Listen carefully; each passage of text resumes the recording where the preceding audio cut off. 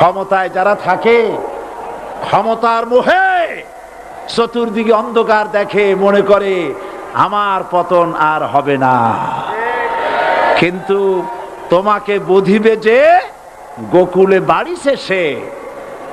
গাড়ির চাকা সব সময় উপরে থাকে না।